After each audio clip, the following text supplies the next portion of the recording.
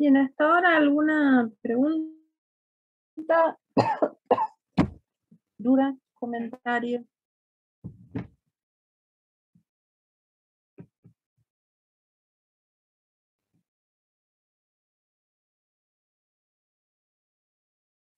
Por ahora no, profe, vamos bien.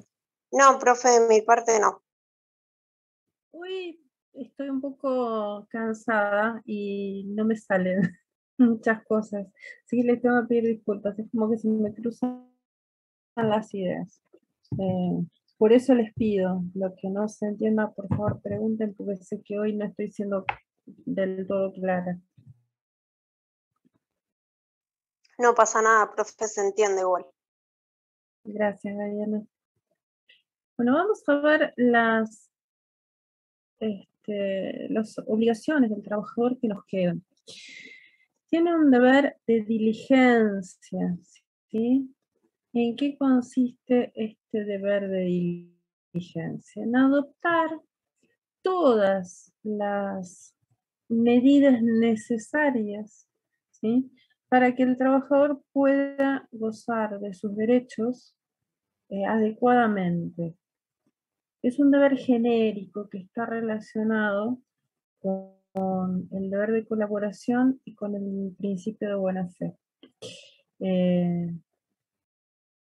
Más allá de las demás obligaciones, este es un deber de conducta.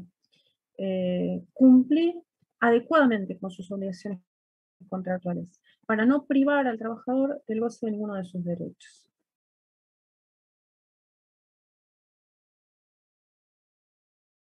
Esto lo vamos a encontrar en distintos artículos. En el 63 está el deber de buena fe, en el 62 el de colaboración, diligencia y colaboración también los encontramos en el 84 y en el 86, también en el 79, ¿sí? El 79 es muy clarito, obliga a cumplir las obligaciones que resulten de la ley, de los convenios colectivos de trabajo, de los sistemas de seguridad social, o sea, facilitar para el trabajador el goce de sus derechos, efectivamente. Luego tenemos el deber de cumplir con las obligaciones sindicales, de seguridad social, con la entrega de los certificados de trabajo. O sea, cada vez que se le imponga una contribución al empleador, sea sindical, de obra social, de seguridad social, la debe cumplir y la debe cumplir en tiempo y forma. El incumplimiento le acarrea sanciones, que se traducen en multas.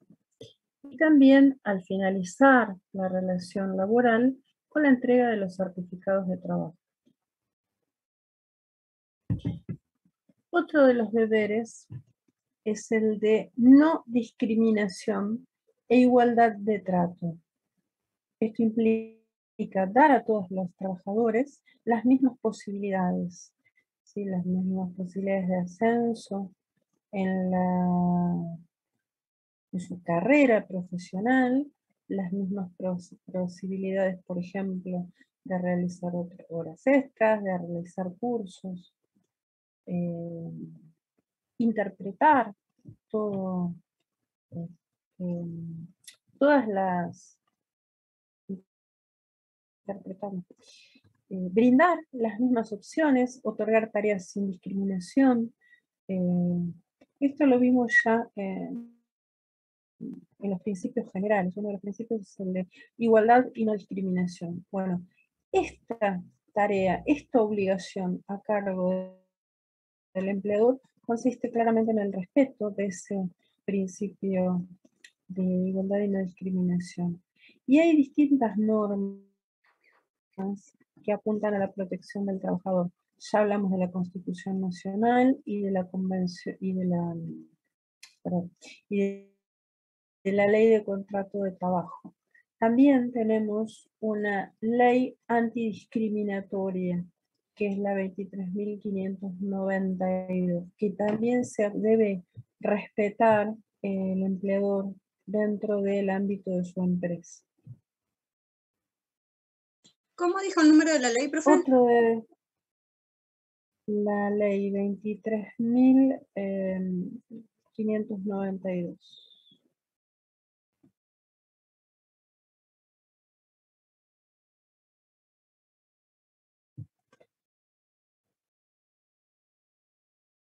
Otra de las obligaciones es la de llevar libros. Se le impone el artículo 52. Se refiere específicamente a los libros laborales. Más allá de los libros contables, ¿sí? Tiene que llevar un registro de las relaciones laborales. Otro de los deberes es el de formación profesional. Esto es, que todos los trabajadores tengan la posibilidad de perfeccionarse, de adquirir nuevas competencias que se traduzcan en mejoras en su situación laboral, en progresar, en llegar a obtener mejores puestos de trabajo con una mejor remuneración. ¿Sí? De esto se trata la formación profesional. Tratándose el contrato de trabajo de una relación a largo plazo, cuya pretensión es que se mantenga hasta que el trabajador acceda a los beneficios de la jubilación, entonces durante su vida laboral debe tener la posibilidad de aprender nuevas competencias, de adquirir nuevas habilidades que le permitan acceder a puestos superiores, avanzar jerárquicamente y que esto se traduzca en una mejora salarial. ¿Sí? Bien, y hay un deber que apunta más a la negociación colectiva, que es el deber de información. Cuando se negocian las condiciones del contrato de trabajo, es importante para la asociación sindical conocer la situación de la empresa, conocer qué avances tecnológicos se aplicaron en la práctica, cuál es la situación económica. Este deber genérico de información también es correlato del derecho de los trabajadores a obtener información. Hace poco que se incorporó en nuestra legislación, pero es una herramienta importante al momento de negociar el conocimiento de la evolución de la empresa, qué innovaciones tecnológicas y organizativas se implementaron, la situación económica financiera, es una consecuencia del deber de negociar de buena fe. ¿Sí?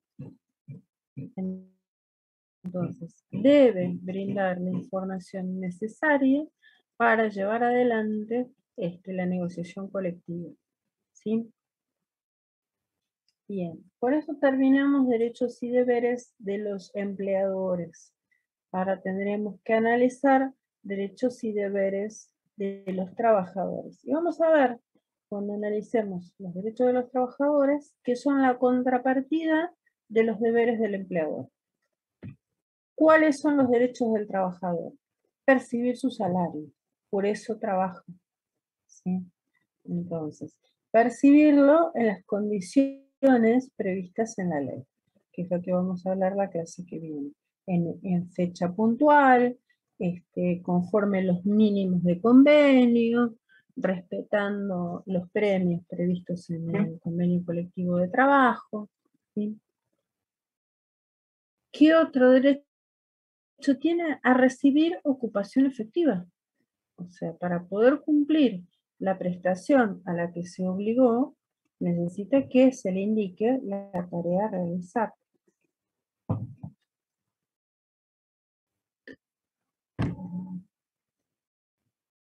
¿Qué más? ¿Qué otro derecho? A recibir igualdad de trato y a no ser discriminado, a tener las mismas posibilidades que sus compañeros de aprender, de perfeccionarse, de formación profesional. Luego estará en él si les aprovecha o no. ¿Sí? Eso ya depende de cada persona. Pero la igualdad de oportunidades se le debe respetar. el derecho a la formación profesional. Esto está previsto para las pymes, pero en realidad se aplica en todos los ámbitos, ¿sí? Tiene derecho a gozar de sus invenciones o descubrimientos personales. ¿Sí? Esto lo vamos a encontrar en el artículo 82. Y acá va a depender de cómo se celebró la contratación. Puede ocurrir que durante la relación de trabajo el trabajador realice un descubrimiento o invente algo. Ahora, si es un investigador al que se contrató para descubrir o crear una técnica, entonces no tiene derecho al producto de su descubrimiento e invención.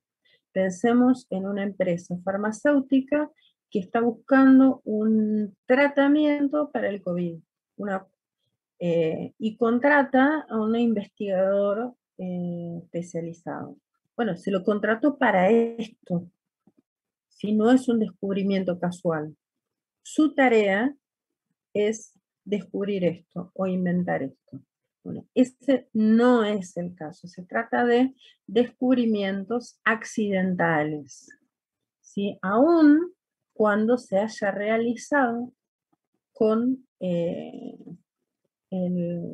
los elementos de la empresa o el cumplimiento de su tarea. Entonces, en principio, el trabajador es el titular de esa invención o de ese descubrimiento accidental.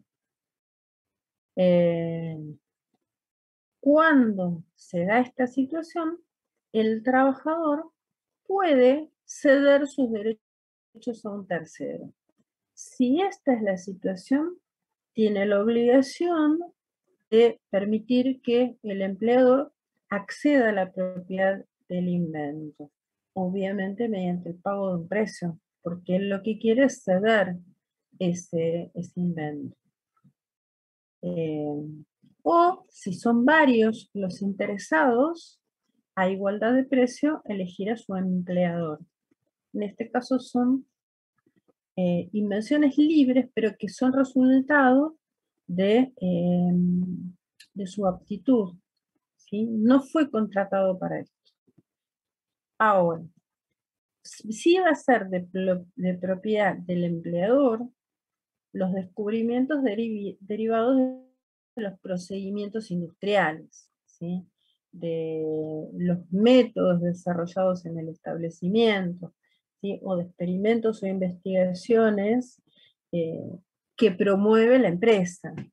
Son invenciones de explotación, ¿sí? Porque son producto del conjunto de elementos existentes en la empresa aplicados a una tarea.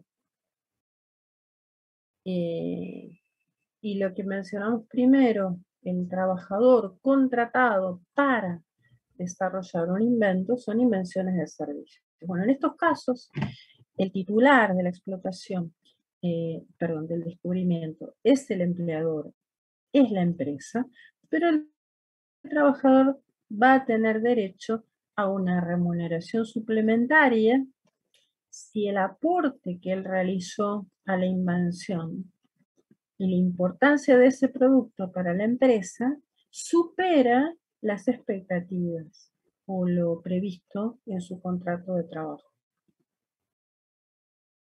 ¿Sí? Entonces vamos de nuevo, lo que llamaríamos un descubrimiento accidental, que es producto exclusivamente de la capacidad personal del trabajador, es propio del trabajador. El descubrimiento que se produce o la invención que se produce en el marco de una explotación utilizando técnicas, mecanismos, métodos encaminados a esto, donde el trabajador es un colaborador más, es el descubrimiento de explotación. Y el descubrimiento e invención de servicio es cuando el trabajador se lo contrata por su capacidad de investigación para producir el resultado que se obtuvo. En estos dos últimos casos, el titular de la invención o del descubrimiento es la propia empresa. El trabajador tiene derecho a la libertad de expresión, ¿sí?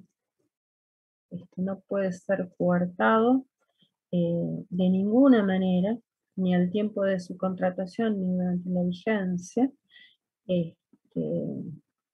Puede expresar libremente sus opiniones en todas las materias: política, religiosa, sindical, cultural, preferencia sexual. No puede ser investigado en estos aspectos, pero también tiene el derecho de expresarse libremente, en tanto no interfiera con el normal desarrollo o el normal cumplimiento de su tarea. ¿Sí? Está previsto en el artículo 73 de la Ley de Contrato de Trabajo.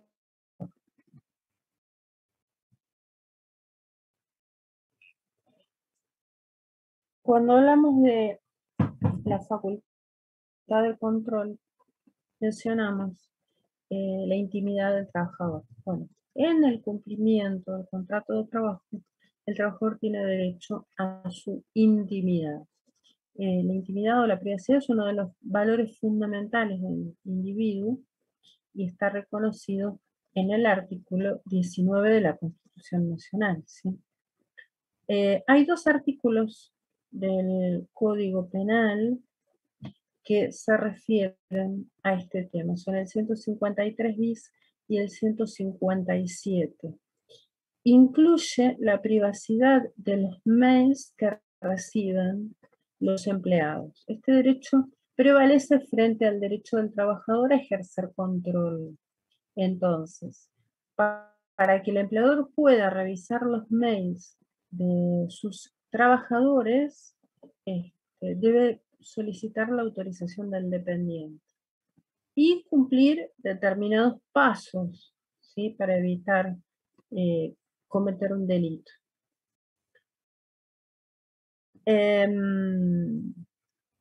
No se excluye la posibilidad de monitoreo de cuentas corporativas, pues se trata de herramientas de trabajo, pero también cuentan con una expectativa de privacidad. Entonces, la empresa tendrá que previamente informar antes de controlar a los trabajadores que va a controlar los mails de la cuenta corporativa. El trabajador tiene que saber que esos mails van a ser controlados para decidir si lo utiliza en forma personal o no. Si no está esta información, entonces hay una violación de la intimidad del trabajador. En defensa de la privacidad, tampoco podrían informarse los datos personales a ningún banco de datos.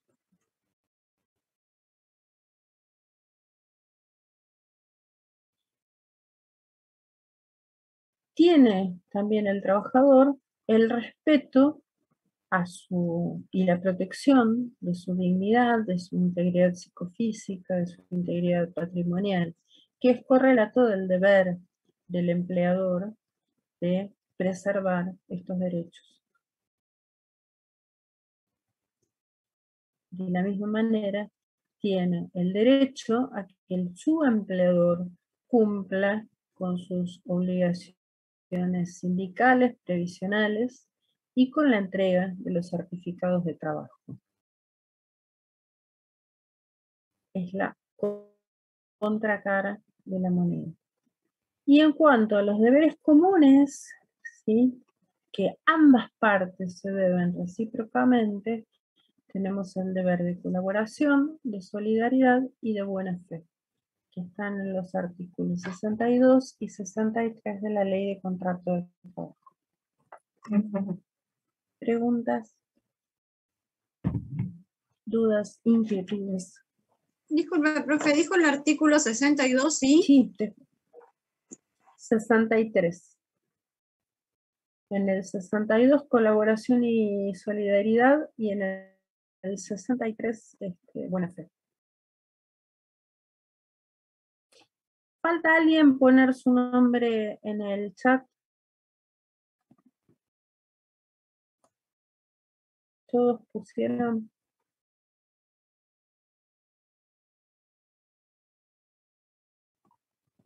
Así ya lo guardo y no me olvido cómo me pasó. Bien. Entonces vamos a pasar al otro tema que nos toca hoy, que son las modalidades del contrato de trabajo, que es un poco más entretenido. A ver si ahí me resulta más claro. En las primeras clases les comenté que la ley de contrato de trabajo prevé un contrato de duración indeterminada. Esto es el contrato de trabajo pleno. Se inicia desde el momento de celebración del contrato y se mantiene hasta que el trabajador está en condiciones de jubilarse, o bueno, también puede extinguirse por otros medios. El contrato de trabajo con modalidades es la excepción. Puede ser por tiempo determinado, puede ser eventual, puede ser por temporada. Bueno, este tipo de trabajo es excepcional. En caso de que existan dudas, siempre deben resolverse en favor de la continuidad del contrato por aplicación del principio del artículo 10. ¿Sí? O sea, el principio general de continuidad del contrato de trabajo. Entonces, en la ley laboral se regula el contrato típico, el contrato querido, el contrato que es la regla general, que es el contrato de trabajo por tiempo indeterminado, el que también podemos llamar pleno. Y excepcionalmente existen modalidades contractuales. El contrato de trabajo por tiempo indeterminado siempre se inicia con un periodo de prueba durante los primeros 3 meses. ¿Sí? El inicio del contrato de trabajo es el normal, se registra desde el primer momento, pero los primeros 3 meses se consideran un periodo de prueba, durante el cual cualquiera de las partes lo puede extinguir sin causa. ¿Sí? Este periodo de prueba tiene determinadas reglas. Por ejemplo, no podría contratarse a un trabajador por distintos periodos de prueba. Un empleador no podría. Contrato hoy, extingo el contrato a los 2 meses. Dentro de 2 meses lo vuelvo a contratar.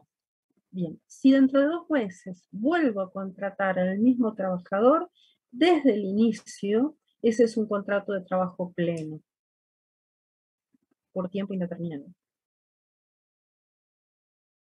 Tampoco podría una empresa contratar a distintos trabajadores por periodos de prueba para cubrir el mismo puesto de trabajo.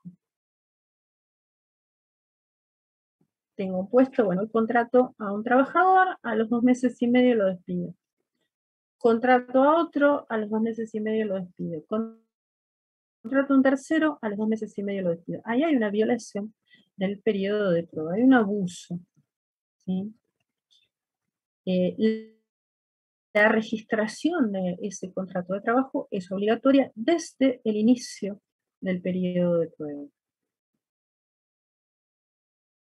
Este periodo de prueba se computa como tiempo de servicio, como tiempo de trabajo. El tiempo de servicio en un contrato por tiempo indeterminado es la suma de los periodos trabajados desde el momento en que se inicia la relación de trabajo hasta que se extingue. ¿Qué ocurre si un trabajador reingresa a trabajar bajo relación de dependencia de su antiguo empleador? Se suman los periodos como antigüedad en el trabajo. Si trabajó 2 años, cuando reingresa, tiene 2 años de antigüedad.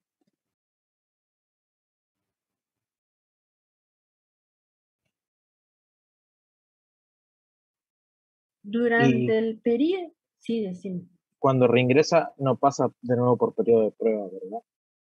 No.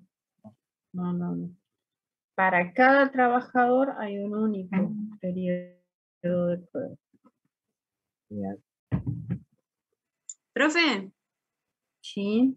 si esa persona reingresa nuevamente y ya tenía la antigüedad de los 2 años, y ingresa más o menos en periodo de después de julio, ¿le corresponderían los 15 días de vacaciones igual o no sé? No, pero no por la antigüedad, sino por los días trabajados en el año. Vacaciones es un tema de la segunda parte del programa, va a entrar para el segundo parcial. Pero para gozar del periodo completo de vacaciones, independientemente de la antigüedad, se requiere haber trabajado al menos la mitad de los días laborables del año. Entonces, así tenga 20 años de antigüedad, si por cualquier circunstancia no trabaja la mitad de los días laborales del año, no tiene el periodo de vacaciones completo. ¿Se entendió, Ivana? Sí, sí. Bien. Esa antigüedad se va a computar a todos los efectos. Premios por antigüedad, vacaciones, para el momento de extinción por despido sin causa, a todos los efectos se computa como tiempo de servicio. Durante el periodo de prueba, las partes tienen los mismos derechos y las mismas obligaciones que en el contrato de trabajo por tiempo indeterminado. Hay una obligación de preaviso que es de 15 días. ¿Qué pasa si no se registra el contrato de trabajo? Bueno, en ese caso se considera que el empleador renunció al periodo de prueba. Y el trabajador, desde su ingreso, tiene un contrato de trabajo por tiempo indeterminado. Resulta, Sí, sí. si yo, por ejemplo, tuve un arreglo en el trabajo, trabajé, por ejemplo, 20 años en un trabajo, me arreglaron, me despidieron, me dieron una indemnización y dentro de 5 años tengo la suerte de ingresar de vuelta. Sí. ¿Me corresponde la antigüedad anterior? Sí, te corresponde la antigüedad anterior. El único detalle es que en caso de que te despidan, se va a calcular la indemnización completa y se van a descontar las sumas que hayas percibido. No entiendo eso. Vos recibiste una indemnización, ¿sí? Al tiempo reingresás y trabajás para la misma empresa. Y en un momento te despiden, ¿sí?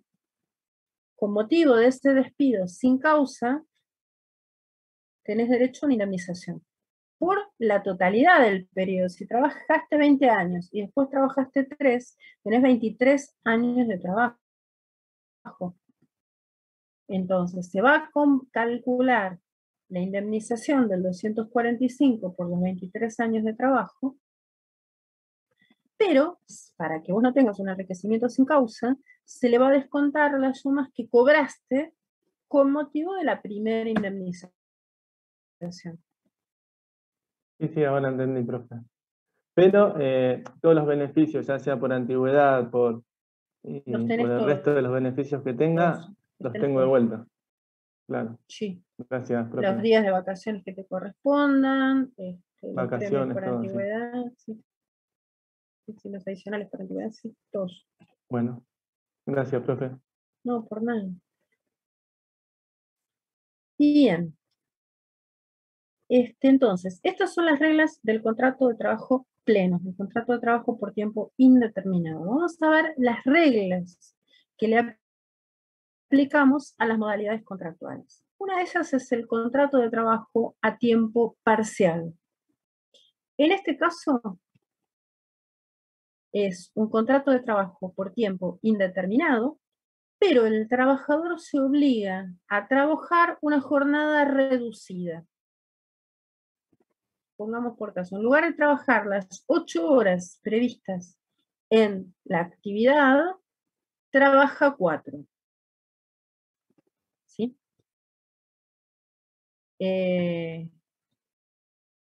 Hay un límite con respecto a la cantidad de horas trabajadas y son las 2/3 partes de un trabajador pleno. Si son 30 horas a la semana que se trabajan, el trabajador de jornada parcial no puede exceder de las 20, digo yo. La tercera parte. Si trabaja 24, ya se considera un trabajador de jornada completa y tiene derecho a percibir la remuneración igual que sus compañeros que trabajan jornada completa. ¿Se entiende esto? La jornada parcial tiene un límite que son las 2/3 partes de la cantidad de horas semanales que trabajan sus compañeros.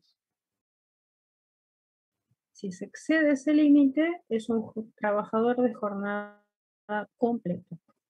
La remuneración va a ser proporcional a la que cobra un trabajador de la misma categoría que trabaja jornada completa. Se reduce proporcionalmente. Por ejemplo, si trabaja la mitad de la jornada, cobra la mitad de la remuneración. ¿Sí? No escuché, no sé si alguien me quería preguntar y se cortó.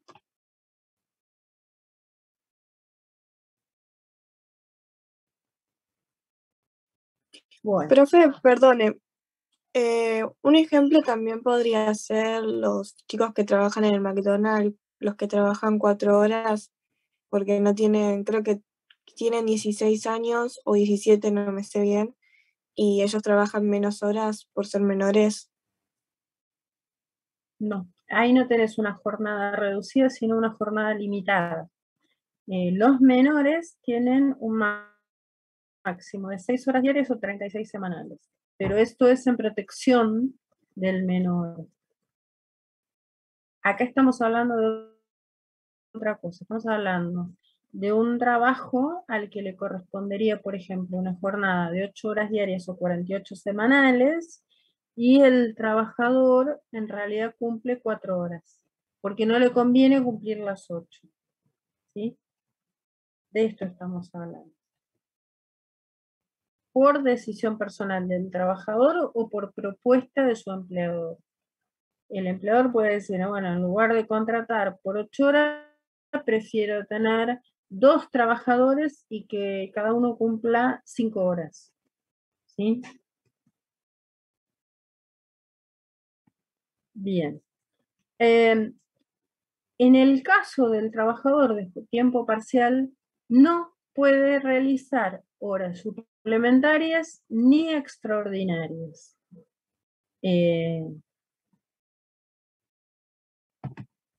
Los aportes a la seguridad social van a ser proporcionales a la remuneración que perciba.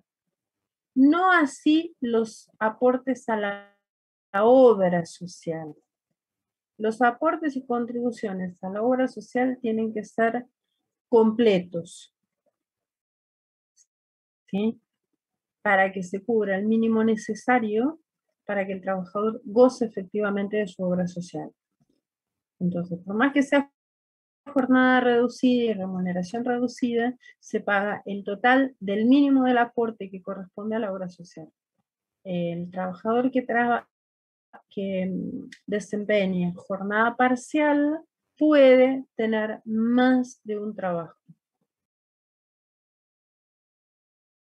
Normalmente los convenios colectivos de trabajo determinan un máximo de trabajadores que pueden estar empleados en jornada parcial. Y ese máximo se tiene que respetar en cada empresa. Se nos corta en cualquier momento, nos volvemos a conectar, ¿sí? ¿Se entendió la jornada parcial?